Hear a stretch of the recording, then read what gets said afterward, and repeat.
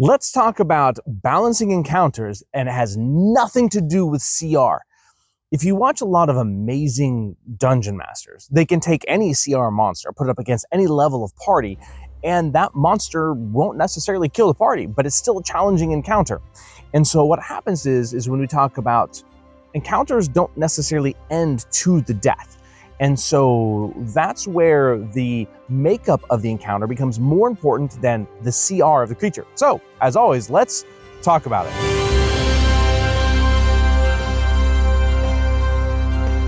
When balancing encounters, why I say CR doesn't matter. Because I can take 6 bandits and put them up against a level 1 party.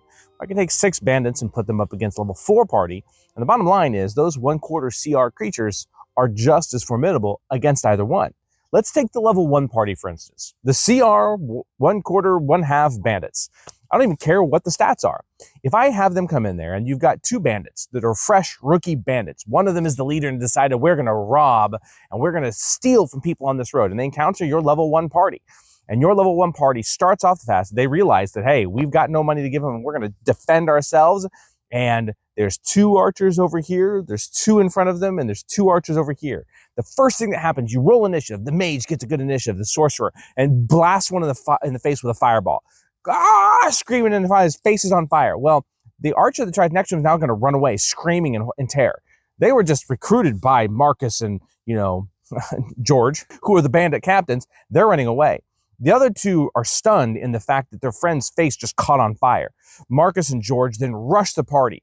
The paladin up front hits him in the face with a hammer, knocking him flat on his butt. Now, the thing is he hits him so hard. Did he kill him? No, but he didn't have damage where now I'm adding theatrics in. So what happens is this unskilled group of bandits are now, one of them runs away. The other 2 are stunned because they just watched someone's face get on fire. The paladin just smashed his face in the head with a hammer. This group of bandits is now dispersing. It's in chaos. They're firing at disadvantage. A group of level 1 party members. I put 6 bandits up against them. Action economy is not in their favor, but it doesn't matter because of the mechanics of that fight. And the group of bandits are going up. Now take those 6 bandits, and now you've got 2 bandit leaders that are getting the attention of the party. They're keeping their distance for the party, saying, listen, the toll to go through here is this. We don't want any trouble with you, but this is our bridge and you're going to pay us. And all of a sudden, the players roll a perception check and they see 2 archers up on the hill. So now the party knows those 2 archers are up there.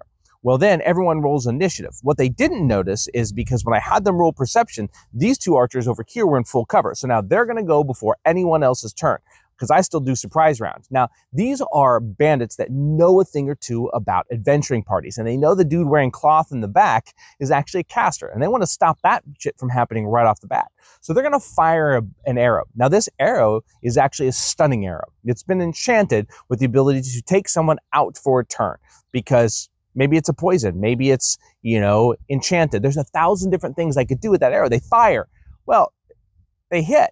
All of a sudden, now the caster's down for a round. He fails his con check. The other 2 archers pop up, and they know they need to take out that rogue, that guy that's got that bow in the back. They fire them.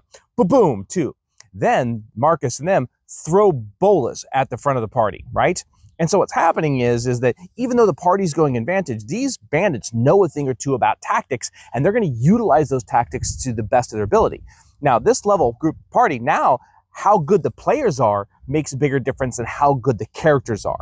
So when you're balancing an encounter, the same group of things, if you use tactics or don't use tactics, can dramatically change the importance and the difficulty of that party, or the difficulty of that encounter, I should say. Now, if I want to balance an encounter, but I want to throw a wyvern at my party, but my party is not high enough level, but it thematically fits. Well, the wyvern comes in. What's the wyvern trying to do? What's its motivate? What's the wyvern's motivation? The wyvern's motivation is to eat. It's an animal. And so when it attacks, the players fight back. Well, once the animal takes enough damage, the wyvern then flies away. What this does is it tells the party a couple of things. Number one, the wyvern's not going to stay until death. It's going to fight until it can't go any further. A wyvern is not going to fight to death. It's going to fight. It's going to realize, oh, I'm not getting food here, and it's going to take back off.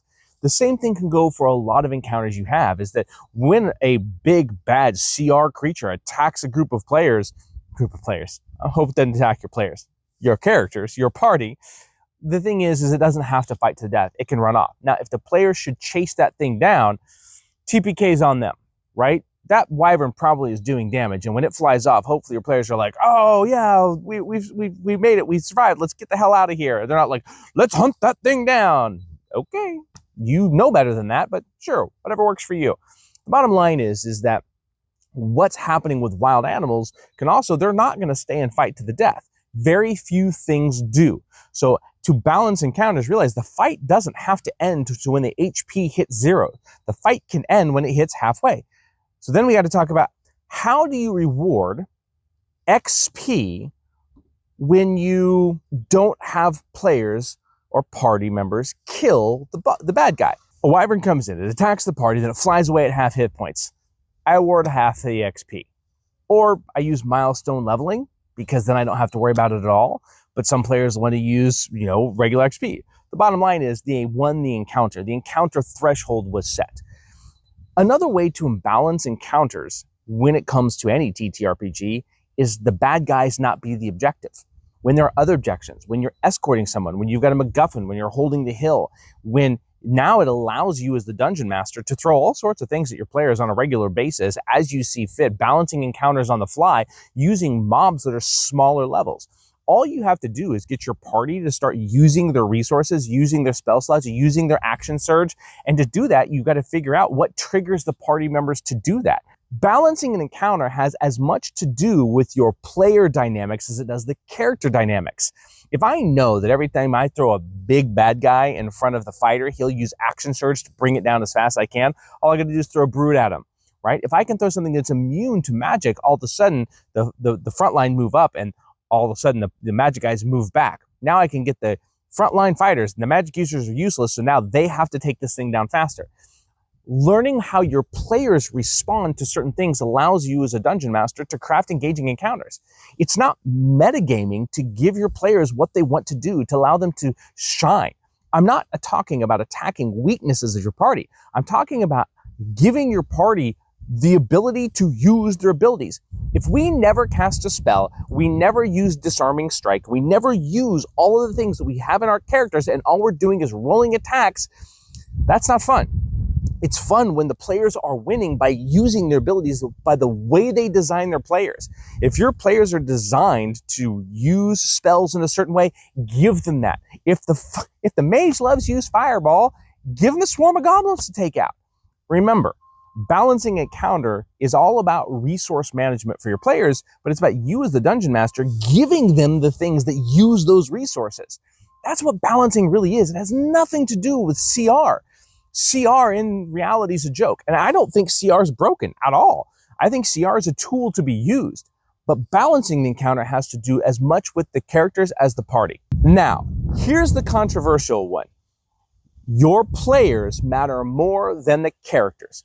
If I have a group of 13-year-olds who've been playing Dungeons & Dragons for a year, and I have a group of 43-year-olds that have been playing Dungeons & Dragons for 30 years, there's a big difference in how I balance those encounters. Those 13-year-olds, they actually may play Dungeons & Dragons the way that I want to, meaning they play as their characters, right? Here's the other thing about that. If I'm playing against those 43-year-olds, I balance those encounters differently, and it has nothing to do with CR. It has 100% to do with tactics. For me, I'm always trying to make tactics feel real. If you go back to the very beginning of this video, the first in the series, you'll see that the unskilled bandits, that's who my 13-year-olds get. The skilled bandits, those are who my 43-year-olds get. Because the player has as much of an influence on the table as the character does, regardless of what you say. Now, if I have a bunch of 43-year-old players that play their characters and don't use their out-of-game knowledge, then I give them a different encounter to balance. As a dungeon master, it's our job to create amazing encounters, and there is no right answer. There is no magic bullet. Practice makes perfect, but tactics make just as big of influence on an encounter as the CR of the creature. The environment makes as much of a big difference. So when you're balancing encounters, think of the tactics. That's really what this video is about. Think of how the party is going to encounter this group, this thing, and what is the winning condition. As always, guys, thank you very much. There's a lot more to be said about tactics and that, but I really try to keep the videos under 10 minutes. So as always, thank you. I appreciate it. Like, subscribe, comment below. Tell us what you want to hear. Give us specific scenarios you want answered. I'll make the content for it. I've got the time to do it, and I'm here for you guys. So as always, we will see you what time? Next time. Take care.